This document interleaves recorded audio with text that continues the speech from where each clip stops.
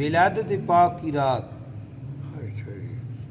حضرت سیدہ آمنہ رضی اللہ تعالی عنہا فرماتی ہیں کہ میں حضور کی ولادت کے وقت گھر میں اکیلی تھی۔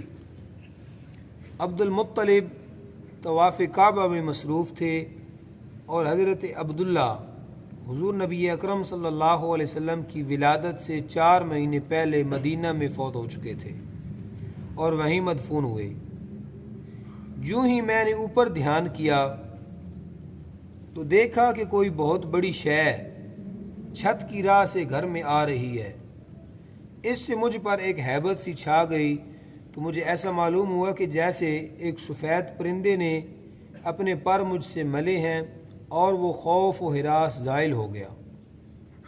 آمنہ جی۔ پھر اس نے مجھے کوئی سفید رنگ کی پینے کی چیز دی جو میں سمجھتی ہوں کہ دودھ تھا۔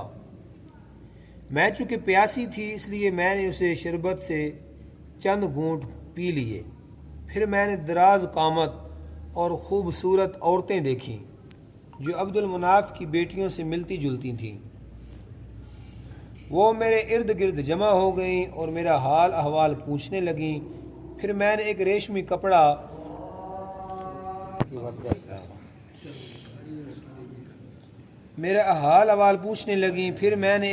کپڑا زمین سے آسمان تک آویزہ دیکھا۔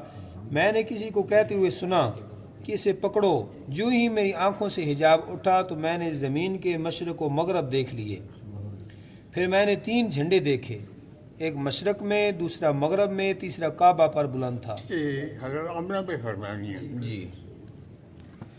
بعد ازاں بہت سی عورتیں میرے ارد گرد جمع ہو گئیں اور جب محمد علیہ السلام پیدا ہوئے تو آپ سر بسجود ہو گئے اور اپنی ایک انگلی آسمان کی طرف اٹھائی۔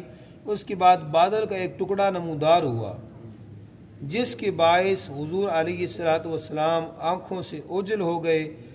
میں نے سنا کہ منادی کہہ رہا تھا حضور علیہ السلام کو تمام عالم کی سیر کرائی گئی ہے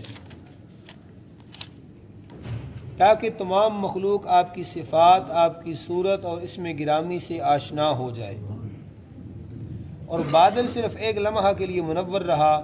پھر میں نے محمد کریم علیہ السلام کو دیکھا۔ آپ ایسے کپڑے میں لپٹے ہوئے تھے جو دودھ سے زیادہ سفید اور حریر سے زیادہ نرم تھا۔ پھر ایک بات ولادت بھی وقت ہوئے ہوں بھی تصویریں کو سارے بچے پیدا ہوں کی حال ہوں یہی اس وقت دیا گلیں کر رہی ہیں نا۔ حضرت آمنہ اس وقت حضور دی ولادت مبارک ہوئی، سفید کپڑے بھی لپٹے ہوئے۔ پھر ایک بادل پہلے سے بڑا آیا، اس میں نے انسانوں گھوڑوں کی آوازیں سنی۔ میں سن رہی تھی کہ منادی کہہ رہا تھا محمد علیہ السلام تمام جن و انس اور چرند و پرند کی زیارت کرائی گئی۔ پھر آپ کو حضرت آدم علیہ السلام کی بزرگی، نوح علیہ السلام کی رفعت، حضرت ابراہیم علیہ السلام کی آزمائش، حضرت اسماعیل علیہ السلام کی زبان، حضرت یوسف علیہ السلام کا جمال، حضرت یعقوب علیہ السلام کا بشر، داؤد علیہ السلام کی صورت، ایوب علیہ السلام کا صبر، حضرت یحییٰ علیہ السلام کا زہد اور حضرت عیسیٰ علیہ السلام کی سخاوت عطا ہوئی۔ اور پھر یہ بادل صرف ایک لمحہ کے لیے ہی روشن ہوا۔ خوب ہم آزار